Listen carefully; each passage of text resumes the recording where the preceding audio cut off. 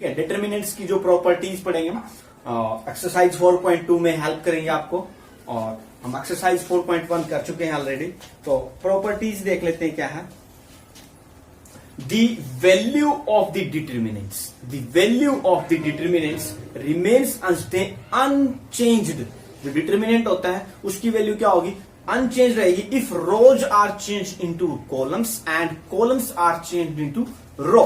ठीक है, तो फर्स्ट प्रॉपर्टी है, अगर आपके पास क्या है डिटर्मिनेंट की जो वैल्यू है, जैसे हम एक डिटर्मिनेंट ले लेते हैं A B C D E F G H I. ठीक है, ये आपके पास एक डिटर्मिनेंट लिया, यानी आपने कोई मैट्रिक्स ली थी, ए डिटर्मिनेंट है। ठीक है, ए आपने मैट्रिक्स ली थी, उसका डिटर्मिनेंट निकाला आपने। ठीक है, तो उसके बाद अगर आप इसको एक्सपेंड करते हो, जो आंसर आएगा आ जाएगा। किसी रो के अलोंग कर सकते हैं, किसी कॉलम के अलोंग। फर्स्ट प्रॉपर्टी क्या कहती है, आप इसका डिटर्मिनेंट निकाल दो, या आपने इसको चेंज कर दिया, रोज को कॉलम में चेंज करते हैं तो क्या होता है ए डैश। क्या होता है ए डैश, यानी ए डैश मैट्रिक्स क्या बनती है, मैट्रिक्स देख लेते हैं। इसको हम ऐसे लिखेंगे ए बी सी, और इसको क्या लिखेंगे डी ई एफ, और इसको क्या लिखेंगे जी एच और आई। ठीक है, तो आपके पास एक ये ए मैट्रिक्स का डिटर्मिनेंट, ए डैश का डिटर्मिनेंट क्या होता है आप देख लेते हैं।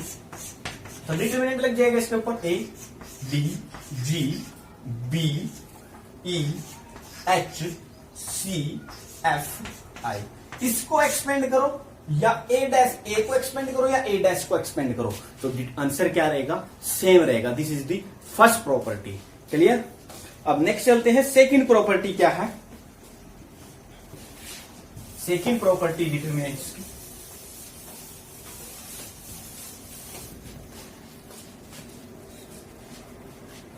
अगर आपके पास कोई डिटर्मिनेंट्स है, इफ रो आर इंटरचेंज, अगर आप एक रो को दूसरी रो से इंटरचेंज करते हो तो माइनस साइन लग जाता है। जैसे सेकंड प्रॉपर्टी कर रहे हैं हम, जैसे आपके पास ए बी सी है ये, ठीक है, D E F G H आई, आपके पास ये ए डिटर्मिनेंट है। ठीक है, डेल भी लिख देते हैं इसको, ए डिटर्मिनेंट। अगर आप क्या करते हो, इसका जो आंसर आएगा, जैसे मैं इसका आंसर वैसे लिख लेता हूं, नंबर्स में होता तो इसका नंबर 57 आता। ठीक है, वैसे लिख लिया मैंने अपनी तरफ से। उसके बाद अगर हम इसको क्या करते हैं, अगर किसी रो को इंटरचेंज कर लेते हैं कॉलम को, जैसे R1 इंटरचेंज R2, इसका मीनिंग क्या है कि R1 के प्लेस पे आप R2 लिखोगे और R2 के प्लेस पे R1 लिखोगे, तो क्या बनता है ये। ठीक है, ए आप इसको डी ई एफ इसकी जगह लिख दो, डी ई एफ और ए B C ji H I. ठीक है, इसका आंसर अगर हम देखें, अगर इसका 57 आएगा तो इसका क्या आएगा, -57 आएगा। अगर एक बार और इंटरचेंज कर देंगे तो फिर एक और माइनस लग जाएगा। ठीक है, जितनी बार इंटरचेंज करेंगे उतने माइनस, यानी अब हम इसको देखते हैं एक बार और समझते हैं। अगर आप इसी को लिखा हुआ है, इसी के इक्वल पुट करते हैं हम, जैसे R1 इंटरचेंज R2। ठीक है, तो क्या बनेगा, क्या कौन सा साइन लगना है, माइनस साइन लगेगा जी, माइनस साइन बाहर लगाया, डी ई एफ, ये R2 था R1 बन गया, ए बी सी, ये R1 था R2 बन गया, जी एच आई, और आपने कौन सा साइन लगा दिया, माइनस साइन, इसके इक्वल रखा हमने। अगर एक बार और चेंज करते हैं, अब मैं कहता हूं अब ऑपरेट करो क्या, कि R2 को इंटरचेंज कर लो भाई R3 से, तो एक और माइनस लगेगा इस इंटरचेंज का।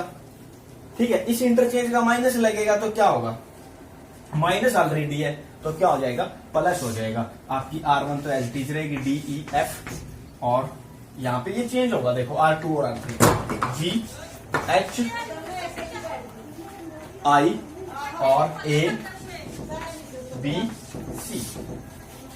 ठीक है, तो आपके पास क्या हो गया, माइनस माइनस प्लस हो गया। ठीक है, तो आपके पास क्या था, ये ए determinant.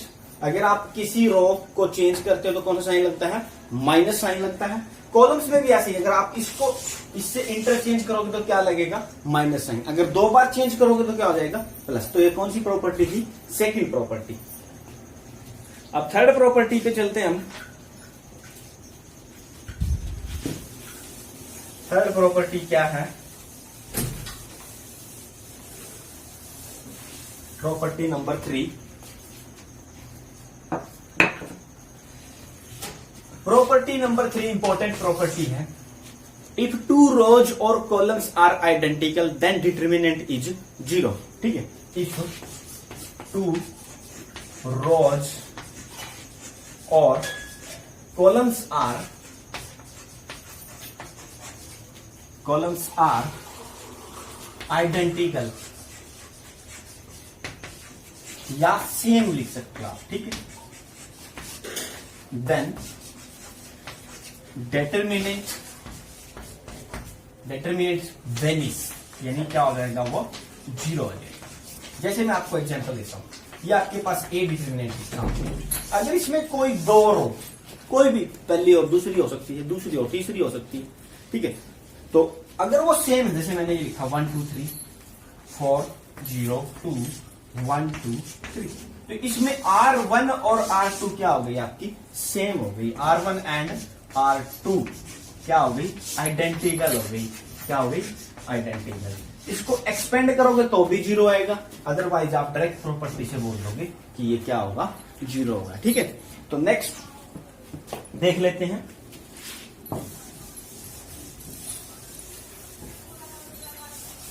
Property number 4। Property number 4 property number 4 देखते हैं क्या है।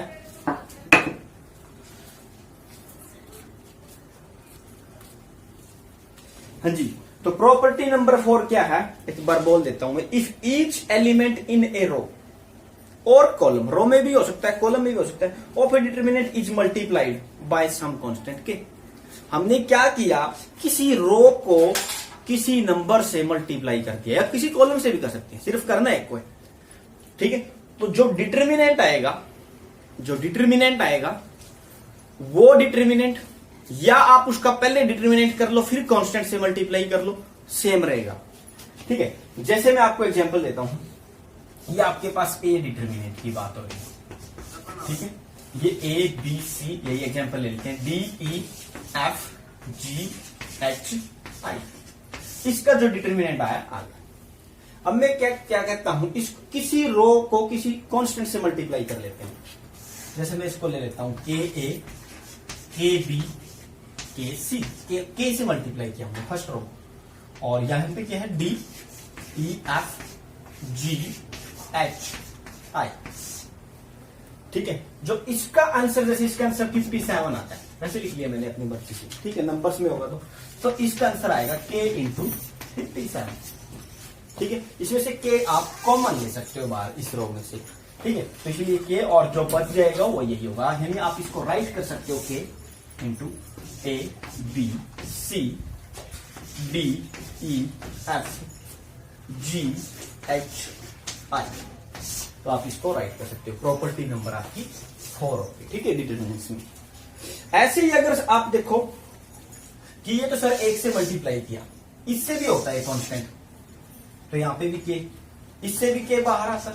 अगर यहां पे के होगा तो एक के स्क्वायर हो जाएगा। अगर इसमें भी होता तो क्या हो जाएगा आपका, यहां से भी के आएगा बाहर, तो के कितनी बार आएगा, 3 बार। 3 क्रॉस 3 की मैट्रिक्स से के की पावर ऑर्डर हो जाता है। अगर आपको पूछ लेते के ए का डिटर्मिनेंट, तो के की पावर n इंटू ए डिटर्मिनेंट, ये फॉर्मूला बन जाता है।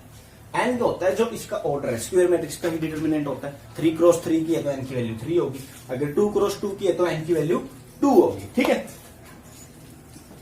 नेक्स्ट प्रॉपर्टी पे चलते हैं, प्रॉपर्टी नंबर 4। तो हो चुकी आपकी प्रॉपर्टी नंबर 5 देखते हैं। ठीक है, प्रॉपर्टी नंबर 5 क्या है। प्रॉपर्टी नंबर 5, प्रॉपर्टी नंबर 5 क्या है, अगर एक बार बोल देते हैं हम, if each element of a row या कॉलम, ठीक है, of a determinant is expressed as sum of 2 or more terms, 2 terms का सम लिखा हो किसी रो को या किसी कॉलम को, तो आप determinant can be expressed as sum of 2 determinants. Example देखते हैं, एक बार समझ आ जाएगा आपको। जैसे कोई डिटर्मिनेंट है, इसकी कोई रो या कोई कॉलम कैसे लिखी होगी, 2 के सम में। जैसे A1 लिख लेते हैं प्लस अल्फा 1, ठीक है।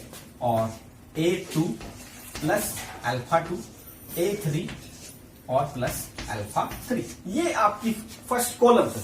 हमने कॉलम ले लिए, एक कॉलम में क्या लिखा हुआ है, जो टर्म्स एलिमेंट्स है उनको क्या लिखा हुआ है, टर्म्स की फॉर्म में लिखा हुआ है, ठीक है। यहां पे ले लेते हैं B1, B2 और B3, C1, C2 और C3।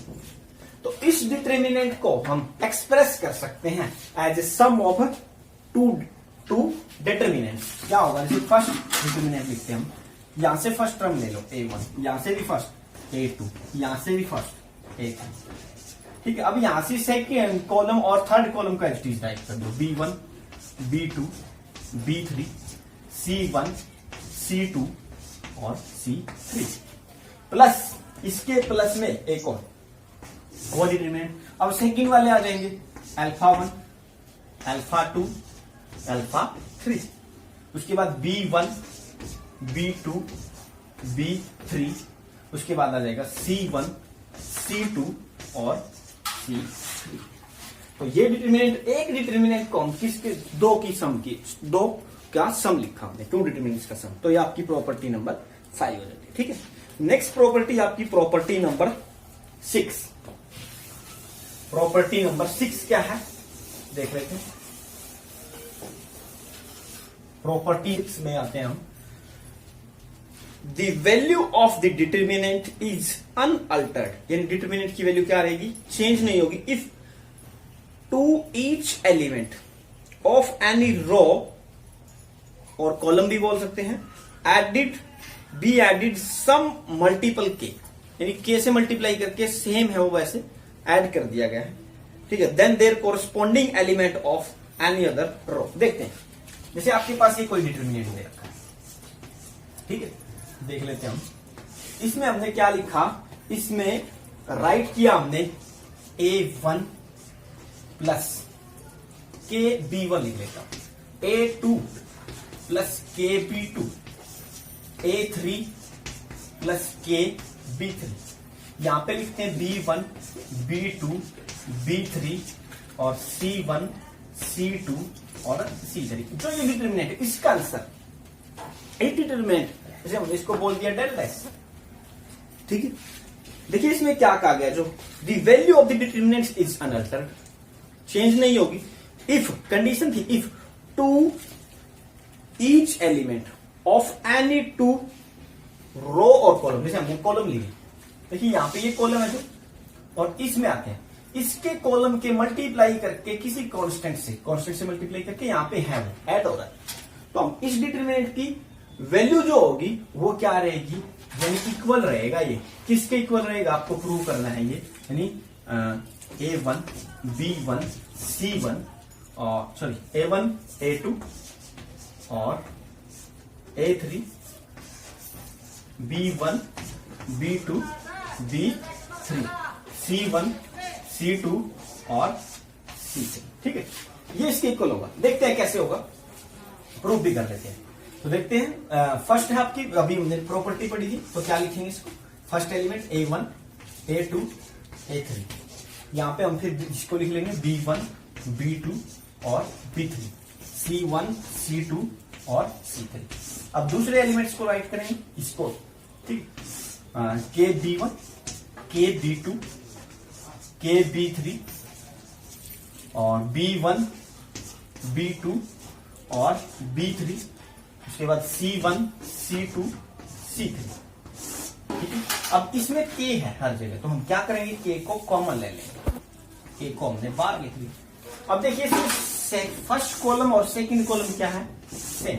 तो हमने इस प्रॉपर्टी की थी, अगर किसी मैट्रिक्स में डिटर्मिनेंट निकाल रहे हैं हम, उसमें 2 रो या 2 कॉलम सेम है, तो उसका आंसर क्या होता है, 0। तो ये 0 होगा, ये 0 हो गया, K इंटू 0 भी 0, तो आपका ये बचा, हमें इसके इक्वल करना है, ठीक है। तो ये सारी प्रॉपर्टीज हमने डिटर्मिनेंट्स की है। और एक प्रॉपर्टी और रहती है, लास्ट प्रॉपर्टी है, प्रॉपर्टी नंबर 7। प्रॉपर्टी नंबर 7 देखते हैं क्या कुछ है। प्रॉपर्टी नंबर 7, प्रॉपर्टी नंबर 7 में क्या है, ध्यान से देखिए, the determinant of product of square matrices, determinant of product of the square matrices of same order is equal to the product of their respective determinants। जैसे आपके पास A और B दो मैट्रिक्स स्क्वायर मैट्रिक्स हैं, इनका order same है और आप दोनों की मल्टीप्लाई करके डिटर्मिनेंट निकाल लो, या A का डिटर्मिनेंट अलग निकाल लो और B का अलग, उनकी मल्टीप्लाई कर दो, तो ये क्या रहेगा, सेम रहेगा। ठीक है, थैंक यू बच्चों, मिलते हैं नेक्स्ट वीडियो में।